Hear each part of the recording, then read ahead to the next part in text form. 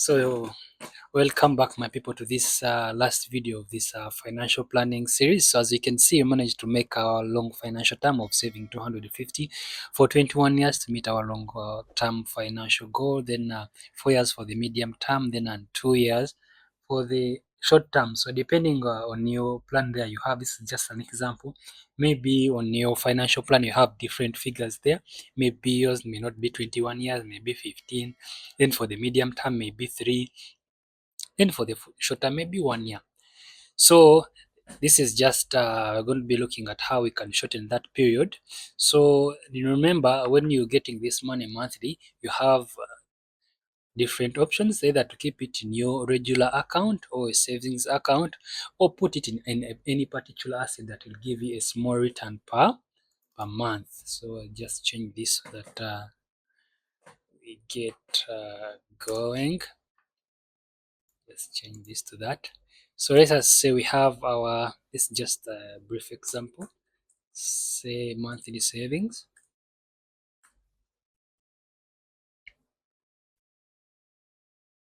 Monthly savings. So we are looking at the first month. This is our first month of saving, 250. This is our 250,000. So if you are putting it in a savings account, in a regular savings account, at the end of the month it will be 250. But if you are putting it in an account that pure, is it, I don't know, different banks have the way they name their particular different accounts that offer some interest at the end of the month or at the end of the year, after reaching some particular amount. Actually, it's not automatic. Maybe they will say, maybe if you have 100,000 on your account, then you start earning interest.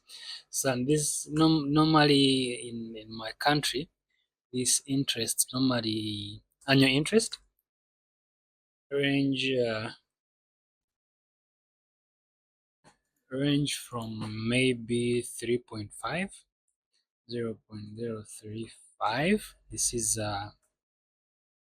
per year.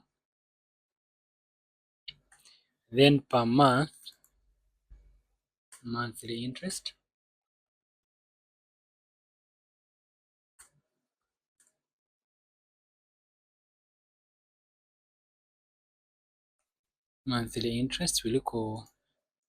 will equal to this year divide by 12. The interest rate for the year divide by 12. We shall change this to percentages, and we make it do double decimal places. So if we're looking at let's say for the first month, so just here considering only 1 month, remember there's the compounding effect. Remember, in the next month you'll add 250 to make it 500, so it would have to compound with the interest you earn today. So at the end of that month, let's say you have put it at the end of the first month, that is 31st, for example. At the end of August, for example, today is 18th. So at 31st August, you put this 250 on your account. Let's say this is 31st August 2026. So on this date, you put 250. You're 250. 1, 2, 3. So on first, let us say 1st of September 2026. Remember, they are giving a small interest, a small monthly interest of this. So at the end of that period, you will have 1 plus this monthly interest times the deposit you made at the start of the month, which will be, it's supposed to be, actually not supposed to be 1st October, because it has to run for the full month of September. So at the end of September, you'll have gained some interest. Remember, this is compounding. So if you continue saving like this, then in the next month, let us say again on 31st. I don't know if October ends on 31st. So I'm just here saying maybe 30 October 2026. Remember, now you're going to have is equal to this monthly saving plus the closing balance of that month. As you can see, there's some interest add on it. So on the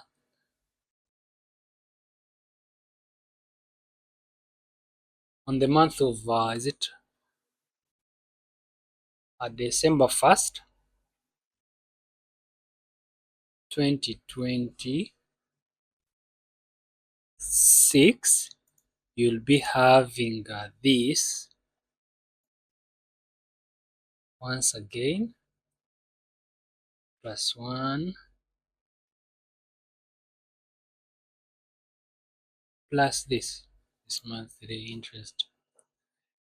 So as you can see, the money keeps on compounding slowly by slowly. So at the end of the year, if you had kept your money in a regular savings account, you would not receive this interest. Your money will remain 250, and it will be a total of all those particular additional sums you have added. So as you can see, these are 2 months, but there's extra 2,000. So imagine if this money was adding up every month at the end of every month. So at the end of the year, you'll be having some good money out of it.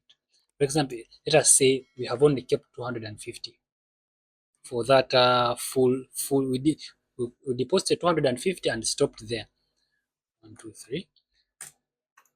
So 250. So at the end of the year, we shall have one plus the annual interest rate, which is this,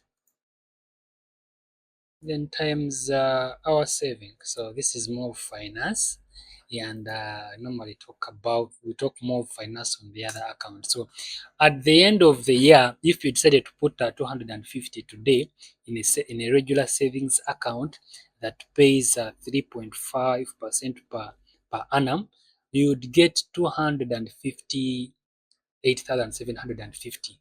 That means your money made some it once. So if you keep this money in a regular savings account, you'll be able to make some profit on that account. That means you reach your goal in the short term, not more than those particular. Remember, this money is compounding. So we shall be looking at this investment account, this investment planning on the other finance account that is at Be Bright Finance, as you're seeing there on the screen. At Be Bright Finance, you can go there and follow. We shall be seeing on how we can do with investment so that we meet our targets earlier on. So if, for example, there are products that offer of up to 10% interest rate, let's say 11%. So as you can see, at the end of the year, you have accumulated some good money. Rather than having 250 on your account, you'll be having 277 something at the end of the year, which is good. So we shall be talking more of this on this is more of investment. We shall be looking at it from the at Be Bright Finance, where we shall be talking about investment options, where we shall be looking at different products you can use to meet your goals, both long term, short term, and medium term, even shorter than the period you had financially planned for. So if you haven't subscribed, go ahead, subscribe to the channel. I'll see you in the next series on this particular channel. Then for the investment one, we shall be continuing on the other channel of Be Bright Finance, where we talk about investment. Thank you for watching.